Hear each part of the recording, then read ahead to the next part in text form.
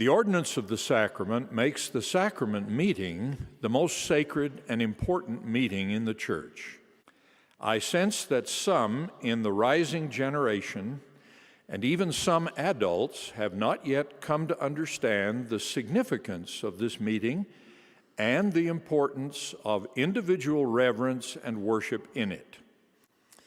I begin with how members of the church should prepare themselves to participate in the ordinance of the sacrament. We are seated well before the meeting begins. During that quiet interval, prelude music is subdued. This is not a time for conversation or transmission of messages. Teach your people to respect a period of prayerful meditation as you prepare spiritually for the sacrament.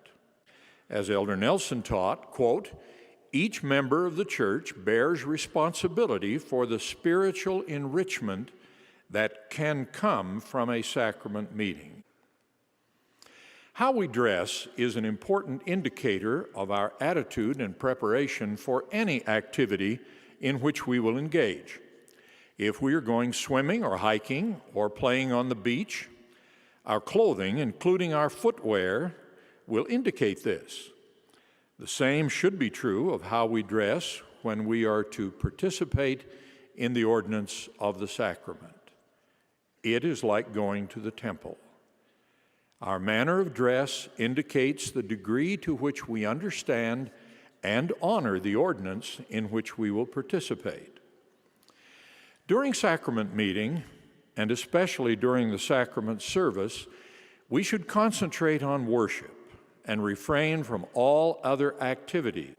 It is not a time for whispered conversations on cell phones or for texting persons at other locations. When we partake of the sacrament, we make a sacred covenant that we will always remember the Savior. How sad to see persons obviously violating that covenant in the very meeting where they are making it. Now I speak particularly to the priesthood holders who officiate in the sacrament. This ordinance should always be performed with reverence and dignity. Priests who offer the prayers in behalf of the congregation should speak the words slowly and distinctly, expressing the terms of the covenants and promised blessings. This is a very sacred act. All who officiate in this sacred ordinance stand on sacred ground. Young men who officiate in the ordinance of the sacrament should be worthy. What I said earlier about the importance of appropriate dress for those who receive the ordinance of the sacrament obviously applies with special force to the young men of the Aaronic priesthood who officiate in any part of that sacred ordinance. Elder Jeffrey R. Holland gave a valuable teaching on this subject in General Conference. Quote, "May I suggest that wherever possible, a white shirt be worn by the deacons, teachers, and priests who handle the sacrament. For sacred ordinances in the church, we often use ceremonial clothing, and a white shirt could be seen as a gentle reminder of the white clothing you wore in the baptismal font and an anticipation of the white shirt you will soon wear into the temple and on to your missions."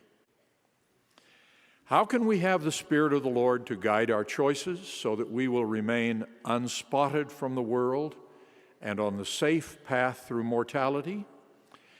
We need to qualify for the cleansing power of the atonement of Jesus Christ.